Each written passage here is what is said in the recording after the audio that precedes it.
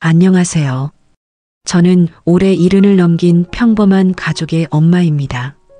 평소 다른 분들 사연 라디오를 시청하다가 제게도 말 못한 사연이 생겨 이렇게 보내봅니다. 저는 평생 큰 병 없이 살아왔는데 몇 달 전부터 몸에 이상한 변화가 찾아왔어요. 처음에는 단순한 노화 증상이라고 생각했습니다. 밤에 잠을 자다가 다리에 쥐가 나는 정도였거든요. 나이 들어서 그러나 보다 하고 대수롭지 않게 여겼어요. 그런데 증상이 점점 심해졌습니다. 아침에 일어나면 얼굴이 퉁퉁 부어 있었고 오후가 되면 다리와 발목까지 붓기 시작했어요. 물을 조금만 마셔도 숨이 차고 계단을 오르면 가슴이 두근거렸습니다. 이상하다. 왜 이럴까? 하는 생각이 들면서도 혹시 큰 병일까봐 무서워서 병원 가기를 미뤘어요. 나이 드신 분들이 다들 그렇듯이 병원에 가면 큰 병이 발견될까봐 두려워했거든요. 하지만 더 이상 참을 수 없을 정도가 되자 결국 동네 병원을 찾았습니다. 의사 선생님이 제 상태를 보시더니 심각한 표정을 지으셨어요. 어머님, 큰 병원에서 정밀 검사를 받아보셔야겠어요. 그 말을 듣는 순간부터 가슴이 철렁 내려앉았습니다. 대학병원에서 온갖 검사를 받았어요. 피도 뽑고 엑스레이도 찍고 초음파도 하고 결과를 기다리는 일주일이 정말 길게 느껴졌습니다. 그리고 마침내 의사 선생님으로부터 청천벽력 같은 소리를 들었습니다. 신장 기능이 크게 손상됐습니다. 만성 신부전이 상당히 진행된 상태예요. 약물 치료로는 한계가 있고 이식을 준비하셔야 할 것 같습니다. 순간 귀가 멍해졌습니다. 이식이라니, 그게 무슨 말인지 처음엔 이해할 수도 없었어요. 선생님, 그게 무슨 뜻인가요? 신장 이식 말씀입니다. 가족 중에 기증 가능한 분이 계시면 검사를 받아보시는 게 좋겠어요. 집으로 돌아오는 길에 머릿속이 복잡했어요. 하지만 동시에 한편으로는 희망도 있었습니다. 그래도 내 자식들이 있지 않은가. 평생 내가 키운 아이들, 누군가는 내 손을 잡아주겠지. 저에게는 세 자녀가 있어요. 큰아들은 45살로 회사에서 임원으로 일하고 있고 둘째 딸은 43으로 공무원이에요. 막내는 38살로 자영업을 하고 있습니다. 세 아이 모두 제 품에서 자랐어요. 밤새 열날 때 간병하고 학교 들어갈 때 책가방 메워주고 대학 갈 때까지 등록금 마련하느라 새벽 일찍 일어나 일했던 기억들이 주마등처럼 스쳐갔습니다. 내가 아이들을 위해 그렇게 했는데 이제 내가 어려울 때 도와주지 않을까? 피는 물보다 진하다고 가족이니까 서로 도우며 사는 거 아닌가? 그날 밤 잠이 오지 않아서 천장만 바라보며 생각했어요. 어떻게 아이들에게 말을 꺼내야 할까? 부담스러워하지 않을까? 하지만 다른 방법이 없으니까 용기를 내서 말해봐야겠다고 결심했습니다. 아이들 모두 결혼해서 각자 가정이 있으니까 갑자기 이런 부탁을 하면 놀랄 것 같았어요. 하지만 생명이 걸린 문제니까 이해해 주리라 믿었습니다. 며칠을 고민한 끝에 먼저 큰아들부터 만나서 이야기해 보기로 했어요. 장남이니까 다른 형제들에게도 좋은 본보기가 될 것 같았거든요. 그때만 해도 저는 몰랐습니다. 제가 평생 믿어왔던 가족의 의미가 제 생명이 위급한 순간에 완전히 달라질 줄은 말이에요. 다음 날 저는 큰아들에게 전화를 걸었습니다. 아들아, 엄마가 할 말이 있어. 시간 날 때 한번 와줄 수 있겠니? 알겠어요. 엄마 주말에 갈게요. 그 짧은 대화에서도 아들의 목소리는 평소와 다름없이 따뜻했어요. 저는 그 따뜻함을 믿었습니다. 주말이 되어 큰아들이 집에 왔습니다. 저는 며칠 전부터 무엇을 어떻게 말해야 할지 계속 고민했어요. 너무 급작스럽게 말하면 놀랄 것 같고 그렇다고 돌려서 말하기에는 너무 급한 상황이었거든요. 퇴근 후 저녁 시간에 맞춰 따뜻한 밥상을 차렸습니다. 큰아들이 좋아하는 김치찌개와 고등어구이, 시금치나물까지 평소보다 정성스럽게 준비했어요. 아들아, 많이 먹어. 요즘 일이 힘들다며? 네, 엄마 회사에서 프로젝트가 좀 복잡해서요. 그런데 엄마 무슨 일 있어요? 할 말이 있다고 하셨죠? 저는 밥을 먹으면서도 계속 망설였어요. 어떻게 시작해야 할지 몰라서요. 결국 밥을 다 먹고 나서야 용기를 냈습니다. 아들, 사실 엄마가 며칠 전에 병원에서 검사를 받았어. 병원? 어디 아프세요? 아들의 얼굴에 걱정이 스쳐갔어요. 그 모습을 보니 제 마음도 조금 놓였습니다. 신장이 많이 안 좋아졌다네. 의사 선생님이 이식을 받아야 한다고 하셔. 이식이요? 그게 무슨 말이에요? 자세히 말씀해 보세요. 아들이 당황하는 모습이 보였어요. 저도 처음 들었을 때 그랬으니까 이해할 만했습니다. 신장 이식 말이야. 가족 중에 기증할 수 있는 사람이 있으며 검사를 받아보라고 하시더라고. 그 말을 하는 순간 아들의 표정이 미묘하게 변했어요. 걱정해서 뭔가 계산하는 듯한 표정으로 말이에요. 아들? 엄마가 이런 부탁 미안하다만 얘가 검사만이라도 해줄 수 있겠니? 꼭 이식을 하라는 게 아니라 일단 가능한지 확인이라도 해보자. 아들은 한참 동안 말이 없었어요. 젓가락을 내려놓고 깊은 생각에 잠긴 것 같았습니다. 저는 그 침묵이 길게 느껴져서 불안했어요. 잠깐만요, 엄마. 아들이 입을 열었지만 시선은 제 얼굴을 피하고 있었어요. 나도 마음은 있어요, 정말로. 엄마를 도와드리고 싶은 마음은 굴뚝 같아요. 그 말을 듣고 저는 조금 안심했어요. 역시 내 아들이구나 싶었거든요. 그런데 그 다음에 나온 말은 제가 상상도 못했던 것이었어요. 하지만 그냥은 못해요. 엄마도 이해하시겠지만 저도 가정이 있고 아이들도 키워야 하고. 무슨 말이니? 만약에 제가 수술 받다가 문제가 생기면 어떻게 해요? 제가 쓰러지면 우리 집안이 다 무너져요. 아내도 직장 그만둬야 하고 아이들 교육비도 문제고. 저는 아들의 말을 듣고 있는데 뭔가 이상한 방향으로 흘러가는 느낌이 들었어요. 그러니까 조건이 있어요. 조건? 최소한 5억은 제 앞으로 넘겨주셔야 해요. 그래야 만약에 상황에 대비할 수 있어요. 그 순간 제 가슴은 얼어붙었습니다. 5억이라니 내 목숨에 가격표가 붙었다는 말인가요? 너 대체 무슨 말을 하는 거야? 5억이라니. 엄마, 현실적으로 생각해 보세요. 제가 신장을 떼어준다는 건데 그에 대한 보장이 있어야 하지 않겠어요? 저는 믿을 수 없었어요. 내가 낳아준 아들의 입에서 이런 말이 나오다니.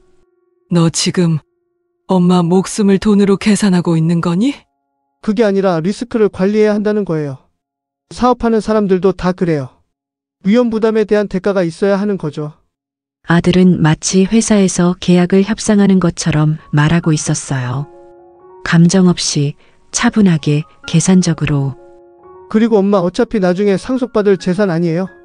미리 받는 거라고 생각하시면 되잖아요. 상속받을 재산이라고? 엄마가 돌아가시면 어차피 우리가 나눠 받을 건데 지금 필요하니까 미리 달라는 거예요.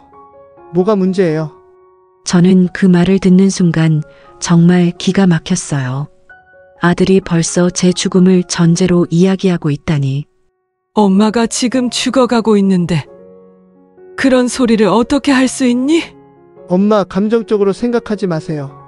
저도 엄마를 사랑해요. 하지만 사랑과 현실은 별개잖아요. 저는 더 이상 할 말이 없었어요. 아들이 이렇게 차가운 사람인 줄 몰랐거든요. 다른 형제들은 뭐라고 할까요? 엄마가 저한테만 5억을 주신다면? 그럼 다른 애들도 같은 조건이라는 거니? 당연하죠. 공평해야죠. 그날 밤 아들이 돌아간 후 저는 잠을 이룰 수 없었어요. 내가 40년 넘게 키운 아들이 내 목숨을 5억에 저당 잡히다니. 평생 그 아이를 위해 살았는데 정작 제가 죽을 위기에 처했을 때는 조건부로만 도와주겠다니. 이게 가족인가 싶었어요. 더 충격적인 건 아들이 전혀 미안해하지 않는다는 것이었어요. 오히려 자신이 합리적이고 현실적으로 판단하고 있다고 생각하는 것 같았거든요. 저는 그날 밤 정말 많이 울었어요. 내가 잘못 키웠나? 다른 아이들도 이럴까? 온갖 생각이 머릿속을 맴돌았습니다. 큰아들과의 충격적인 대화 후 며칠을 고민했지만 저는 포기할 수 없었어요. 혹시 다른 아이들은 다를지도 모른다는 희망을 품고 둘째 딸에게 전화를 걸었습니다. 얘야, 엄마가 할 말이 있어서 전화했어. 시간 있을 때 한번 올 수 있겠니? 엄마, 무슨 일이야? 목소리가 안 좋아 보이네? 딸의 걱정스러운 목소리를 들으니 마음이 조금 놓였어요. 역시 딸은 다르구나 싶었거든요. 이틀 후 둘째 딸이 집에 왔습니다. 평소보다 일찍 퇴근해서 온 모양이었어요. 엄마, 뭔가 심각한 일인 것 같은데 어디 아프세요? 저는 큰아들에게 했던 것처럼 차근차근 상황을 설명했어요. 신장 기능이 악화됐다는 것, 이식이 필요하다는 것, 가족 중에 기증자가 있어야 한다는 것까지. 딸은 처음에 정말 놀라며 제 손을 잡았어요. 진짜야? 엄마, 그럼 정말 위험한 거 아니야? 그래. 의사가 빨리 이식받지 않으면 어렵다고 하더라. 엄마, 그럼 내가 검사 받아볼게. 당연히 해야지. 그 말을 듣는 순간 정말 기뻤어요. 역시 딸은 다르구나. 큰아들보다 훨씬 따뜻한 마음을 가지고 있구나 생각했거든요. 하지만 그 기쁨도 잠깐이었어요. 딸이 망설이더니 조심스럽게 말을 이어갔어요. 그런데 엄마 오빠한테는 뭐라고 하셨어요? 오빠는 조건이 있다고 하더라. 어떤 조건요? 저는 큰아들이 5억을 요구했다고 말하기가 차마 입에서 나오지 않았어요. 딸에게는 그런 이야기를 하고 싶지 않았거든요. 그냥 여러 가지 걱정이 있다고 하더라. 딸은 한참 생각하더니 고개를 끄덕였어요. 맞아요. 오빠 말이 틀린 건 아니에요. 저도 사실 무서워요. 뭐가 무서우니? 수술이잖아요. 만약에 저한테 문제가 생기면 어떻게 해요?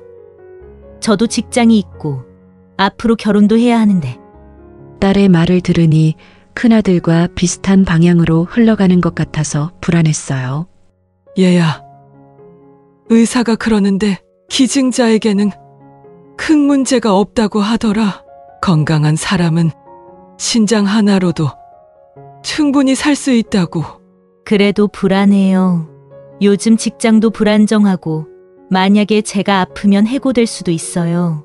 딸은 울먹이며 계속 말했어요. 엄마, 나도 마음은 정말 있어요. 하지만 현실적으로 생각해봐야 하지 않겠어요? 그 현실적으로라는 말이 큰아들과 똑같아서 섬뜩했어요. 그래서 생각해본 게 있어요. 집이라도 제 이름으로 넘겨주시면 그럼 제가 검사 받을 수 있을 것 같아요. 집이라니. 제가 평생 살아온 이 집을 담보로 딸의 도움을 받아야 한다는 말인가요? 얘야, 그런 게 아니라 엄마, 저도 미래에 대한 보장이 있어야 해요. 만약에 제가 수술받고 나서 문제가 생기면 최소한 거주할 곳은 있어야 하잖아요. 딸도 큰아들과 마찬가지로 거래를 하자는 거였어요. 차이는 돈 대신 집을 요구한다는 것뿐이었습니다. 저는 정말 절망스러웠어요. 큰아들에 이어 둘째 딸까지 모두 조건을 내거는 거였거든요. 하지만 막내만큼은 다를 거라는 마지막 희망이 있었어요. 막내는 어려서부터 가장 순수하고 착한 아이였거든요. 며칠 후 막내를 만났습니다. 형, 누나와는 달리 처음부터 직설적으로 물어봤어요. 막내야, 엄마가 신장 이식을 받아야 한다. 내가 도와줄 수 있겠니? 막내는 잠깐 놀라더니 이렇게 말했어요. 엄마, 형이랑 누나는 뭐라고 했어요? 둘 다 조건이 있다고 하더라. 어떤 조건요? 저는 솔직하게 말했어요. 5억을 달라는 조건, 집을 달라는 조건까지. 막내는 듣더니 씁쓸하게 웃었어요. 역시 그렇군요. 그럼 저도 솔직하게 말할게요. 저는 돈 없으면 안 해요. 막내는 형, 누나보다도 더 노골적이었어요. 형이 5억 받는다면 저도 그 정도는 받아야죠. 아니면 누나가 집을 받는다면 나머지 재산은 제가 받든지요. 막내야, 엄마, 감정적으로 생각하지 마세요. 형이나 누나나 저나 다 같은 자식인데 왜 저만 손해봐야 해요? 막내의 말에는 형과 누나에 대한 질투와 경쟁심이 섞여 있었어요. 조건부터 확실히 정하세요. 그럼 저도 검사 받을 수 있어요. 그날 저는 정말 멍하니 앉아 있었습니다. 세 자식 모두가 제 목숨을 흥정거리로 삼고 있다니. 그들은 제가 죽어가고 있다는 사실보다는 서로 누가 더 많이 받을 수 있는지에만 관심이 있는 것 같았어요. 저는 그날 밤 정말 많이 울었어요. 이게 내가 평생 키운 자식들인가? 내가 뭘 잘못했나? 온갖 자책이 몰려왔거든요. 더 슬픈 건 아이들이 전혀 미안해하지 않는다는 것이었어요. 오히려 자신들이 합리적이고 공평하게 판단하고 있다고 생각하는 것 같았습니다. 그때 저는 깨달았어요. 내가 믿어온 가족의 사랑이란 게 결국 조건부였다는 것을, 내가 줄 수 있는 게 있을 때만 존재하는 거였다는 것을 말이에요. 세 자녀 모두에게서 거절당한 후 저는 정말 절망했어요. 다른 방법이 있을까 생각해봤지만 타인의 신장을 받으려면 너무 오래 기다려야 했고 제 상태로는 그렇게 오래 버틸 수 없다는 게 의사의 진단이었거든요. 그런데 바로 그때 뜻밖의 사람이 저를 찾아왔습니다. 세 자녀 모두에게서 거절당하고 절망에 빠져있던 어느 날 오후 뜻밖의 사람이 저를 찾아왔습니다. 문 앞에서 이모라고 부르는 목소리를 듣는 순간 저는 깜짝 놀랐어요. 문을 열어보니 제 친정 조카 준호가 서 있었습니다. 이제 36살이 된 그 아이가 환한 미소를 지으며 과일 봉지를 들고 있었어요. 이모, 안녕하세요. 오랜만에 봬요. 준호야, 어쩐 일이니? 갑자기 왜? 그냥 이모 생각이 나서요. 요즘 어떻게 지내세요? 준호는 저를 보자마자 뭔가 이상하다는 걸 눈치챈 것 같았어요. 이모, 많이 마르셨네요. 어디 아프세요? 저는 그 순간 눈물이 날 것 같았어요. 제 자식들은 돈과 조건만 생각했는데 이 아이는 제 건강부터 걱정해 주니까요. 조금 몸이 안 좋아져서. 무슨 병이세요? 심각한 건 아니죠? 준호의 걱정스러운 표정을 보니 저는 모든 걸 털어놓고 싶었어요. 그동안 혼자 감당하기 너무 힘들었거든요. 준호야, 사실 이모가 신장이 많이 안 좋아져서 이식을 받아야 한다고 하더라라. 네? 이식이요? 준호는 정말 놀란 표정을 지었어요. 그리고는 제 옆에 앉으며 진지하게 말했습니다. 이모, 그럼 가족 중에 기증할 수 있는 분을 찾아야 하는 거 아니에요? 사촌들은 뭐라고 해요? 그 질문을 받는 순간 저는 정말 부끄러웠어요. 제 자식들이 어떤 반응을 보였는지 어떻게 말해야 할지 몰랐거든요. 그게 다들 어려운 상황이라고 하더라. 준호는 제 표정을 보더니 뭔가 눈치챈 것 같았어요. 이모, 혹시 사촌들이 거절했나요? 저는 고개를 끄덕일 수밖에 없었어요. 아, 그렇군요. 준호는 한참 생각에 잠기더니 갑자기 제 손을 꼭 잡았습니다. 이모, 제가 검사 받겠습니다. 뭐라고? 저도 가족이잖아요. 제가 검사 받아서 맞으면 기증할게요. 저는 귀를 의심했어요. 제 친자식들도 조건을 내걸었는데 조카가 이렇게 선뜻 나서다니. 준호야, 고맙긴 하지만 너도 내 인생이 있잖아. 결혼도 해야 하고. 이모, 저 결혼했어요. 작년에요. 연락 못 드려 죄송해요. 어머? 축하한다. 그런데 그럼 더 안 되지. 신혼인데 아내한테 말해봤는데 아내도 찬성해요. 이모가 저를 키워주신 은혜를 갚아야 한다고요. 그 말을 듣는 순간 저는 과거 기억이 주마등처럼 스쳐갔어요. 준호는 초등학교 3학년 때 부모를 교통사고로 잃었어요. 갑작스러운 사고였고 친척 중에 그 아이를 맡을 사람이 마땅치 않았습니다. 모두들 자기 살기도 바빴거든요. 그때 저는 망설이지 않고 준호를 우리 집으로 데려왔어요. 제 아이들도 어렸지만 그래도 한 아이의 인생이 걸린 문제였으니까요. 처음에는 준호가 적응하기 어려워했어요.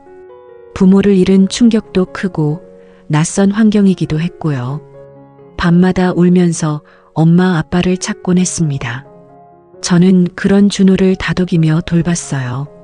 새벽에 일찍 일어나서 도시락 4개를 싸고 겨울에는 장갑을 끼워주고 아플 때는 병원에 데려가고 제 자식들과 똑같이 키웠습니다. 경제적으로도 쉽지 않았어요. 아이가 하나 더 늘어나니까 생활비도 더 들고 교육비도 더 필요했거든요. 하지만 저는 한 번도 후회하지 않았어요. 준호는 중학교 2학년까지 저희와 함께 살았어요. 그 후에 다른 친척 집으로 가게 됐지만 그동안 저는 정말 친자식처럼 돌봤습니다. 이모, 그때 이모가 저를 안 도와주셨으면 저는 어떻게 됐을지 몰라요. 준호가 제 손을 더 꽉 잡으며 말했어요. 겨울 새벽에 도시락 싸주시고 아플 때 병원 데려가 주시고 공부 가르쳐 주시고 저한테 이모는 2번째 어머니예요. 준호야, 고맙구나. 고마워. 어릴 때 이모가 저를 살려주셨잖아요. 이제 제가 이모를 살릴 차례예요. 그 말을 들으니 눈물이 펑펑 쏟아졌어요. 제 친자식들은 조건을 내걸었는데 조카는 아무런 조건 없이 도와주겠다고 하니까요. 조건 같은 건 필요 없어요. 이모가 건강해지시는 게 제일 중요해요. 준호야, 고맙다. 정말 고마워. 당연한 거예요. 가족이니까요. 그날 저는 정말 많은 생각을 했어요. 혈육보다 정이 더 진하다는 말이 이런 뜻인지 처음 알았거든요. 제 자식들은 저를 낳아준 어머니로만 봤지만 준호는 저를 2번째 어머니로 생각하고 있었어요. 그 차이가 이렇게 클 줄은 몰랐습니다. 준호와 이야기를 나누면서 저는 비로소 마음의 평안을 찾을 수 있었어요. 세상에 아직 따뜻한 사람이 있다는 것, 진정한 가족의 의미가 무엇인지를 다시 깨닫게 됐거든요. 이모, 내일 병원 가서 검사 받을게요. 걱정 마세요. 준호의 그 말이 제게는 구원의 손길처럼 느껴졌습니다. 준호가 병원에서 검사를 받은 결과 정말 다행스럽게도 적합성이 잘 맞았습니다. 의사 선생님은 기증자와 수혜자의 조직 적합성이 이렇게 좋은 경우는 드물다며 긍정적인 반응을 보였어요. 수술 날짜가 정해지자 제 자식들의 반응은 예상대로였습니다. 큰아들이 먼저 찾아와서 따졌어요. 엄마, 그래도 우리가 자식인데 어떻게 조카한테 이식을 받을 수 있어요? 너희들은 조건을 내걸었잖아. 그래도 협상할 수 있었잖아요. 왜 갑자기 조카한테 부탁하세요? 저는 큰아들의 말이 어이없었어요. 제가 죽어가고 있을 때는 5억을 달라고 하더니 이제 와서 자식 운운하다니요. 둘째 딸도 울면서 전화를 걸어왔어요. 엄마, 저도 마음은 있었어요. 그런데 갑자기 그렇게 하시면 저희가 무슨 자식이 돼요? 너도 집을 달라고 했잖아. 그건 제 미래를 생각해서 그런 거였어요. 엄마를 사랑하지 않아서가 아니라요. 막내는 가장 노골적으로 화를 냈어요. 엄마가 감정에 치우쳐서 그런 거예요. 조카는 분명 나중에 대가를 바랄 거예요. 지금은 착한 척하지만 말이에요. 저는 그 말을 듣고 정말 기가 막혔어요. 자신들은 처음부터 조건을 내걸어 놓고 조건 없이 도와주는 사람에 대해서는 의심하다니요. 너희들과는 다르다, 이놈들아. 그 아이는 조건 없이 도와주겠다고 했어. 엄마, 세상에 공짜는 없어요. 분명 나중에 뭔가 요구할 거예요. 자식들의 이런 반응을 보면서 저는 더욱 확신했어요. 제가 내린 결정이 옳다는 것을 말이에요. 수술 전날 밤 준호가 병원에 와서 저를 위로해줬어요. 이모, 걱정 마세요. 내일 수술 잘 될 거예요. 준호야, 고맙다. 정말 미안해. 내가 이런 걸 도와주다니. 이모, 그런 말씀 마세요. 제가 하고 싶어서 하는 거예요. 준호는 정말 담담했어요. 무서워하거나 망설이는 기색이 전혀 없었습니다. 이모가 어릴 때 저를 구해주셨잖아요. 이제 제가 이모를 구할 차례예요. 그 말을 들으니 눈물이 또 나왔어요. 수술은 무사히 끝났습니다. 준호도 저도 모두 건강하게 회복됐어요. 의사 선생님은 수술이 매우 성공적이었다며 안심시켜 주셨습니다. 그런데 수술 후에도 자식들의 태도는 변하지 않았어요. 병문안을 와서도 계속 불만을 토로했습니다. 엄마, 그래도 이해할 수 없어요. 우리보다 조카를 더 믿으신 거잖아요. 신뢰의 문제가 아니야. 너희는 조건을 내걸었고 그 아이는 조건 없이 도와줬을 뿐이야. 그래도 혈육이 우선이어야 하는 거 아니에요? 그때 저는 단호하게 말했습니다. 혈육이면 뭐하니? 너희는 내 목숨의 값을 매겼다. 하지만 그 아이는 값이 없다고 했다. 그 차이가 너희랑 다른 거야. 자식들은 할 말이 없어 보였어요. 하지만 여전히 납득하지 못하는 표정이었습니다. 몸이 회복되면서 저는 중요한 결심을 했어요. 변호사를 불러서 제 뜻을 유언장에 기록하기로 한 것입니다. 나를 살린 은희는 내 자식이 아니었지만 나를 도와준 조카에게 내가 가진 재산의 대부분을 남기고 싶다. 변호사는 신중하게 물었어요. 정말 그렇게 하시겠습니까? 자녀분들이 이의를 제기할 수도 있는데요. 상관없어. 내 목숨을 거래한 자식들에게는 최소한만 남기겠어. 저는 확고했어요. 조카 준호에게는 집과 예금의 70%를, 자식들에게는 나머지 30%를 나눠주기로 했습니다. 유언장을 작성하고 나니 마음이 한결 편해졌어요. 그동안 자식들 때문에 받았던 상처와 배신감이 조금씩 아물어가는 느낌이었습니다. 준호는 제가 유언장을 썼다는 것도 모르고 있어요. 그 아이는 지금도 아무 조건 없이 저를 챙겨주고 있거든요. 일주일에 한 번씩은 꼭 안부 전화를 하고 병원 검진 날에는 함께 가주기도 해요. 정말 친자식보다 더 잘해줍니다. 반면 제 자식들은 여전히 서운해하고 있어요. 가끔 연락은 하지만 예전 같지 않아요. 저도 예전처럼 그들을 대할 수 없고요. 어느 날 둘째 딸이 물어봤어요. 엄마, 우리가 그렇게 나쁜 자식인가요? 나쁘다기보다는 실망스러웠어. 왜요? 너희들에게는 내가 거래의 대상이었어. 하지만 준호에게는 내가 구해야 할 사람이었어. 그 차이를 이해하니? 딸은 한참 생각하더니 고개를 숙였어요. 지금 저는 건강을 되찾고 평온하게 살고 있어요. 준호 덕분에 새 생명을 얻었고 진정한 가족의 의미도 깨달았습니다. 가끔 밤에 이불을 덮고 누워 있으면 준호의 따뜻한 마음이 겨울 이불처럼 제 등을 덮어주는 것 같아요. 내 목숨의 값을 매기지 않았던 그 손길이 얼마나 소중한지 매일 느끼고 있습니다. 자식들과의 관계는 예전 같지 않지만 후회하지 않아요. 진정한 사랑이 무엇인지 알게 됐으니까요. 반면 제 자식들은 여전히 서운해하고 있어요. 특히 유언장 이야기를 들은 후로는 더욱 그래요. 엄마, 정말 조카한테 그렇게 많이 주실 거예요? 그래, 그 아이가 나를 살렸으니까. 그래도 우리도 엄마 자식인데. 자식이면 뭐하니? 어머니가 죽어갈 때 조건을 내거는 자식이 무슨 의미가 있어? 저는 더 이상 자식들의 항의에 흔들리지 않아요. 제 결정에 확신을 가지고 있거든요. 간혹 밤에 혼자 있을 때면 이런 생각을 해봐요. 정말 제가 옳은 선택을 한 걸까? 혈육보다 정을 우선시한 게 맞을까? 하지만 그때마다 준호가 제 손을 잡고 조건 없이 도와드릴게요라고 했던 그 순간을 떠올려요. 그리고 자식들이 5억, 집 이런 조건을 내걸었던 그 차가운 순간도 함께 말이에요. 그러면 답은 명확해져요. 저는 잘못된 선택을 하지 않았어요. 요즘 저는 밤마다 조금은 평온합니다.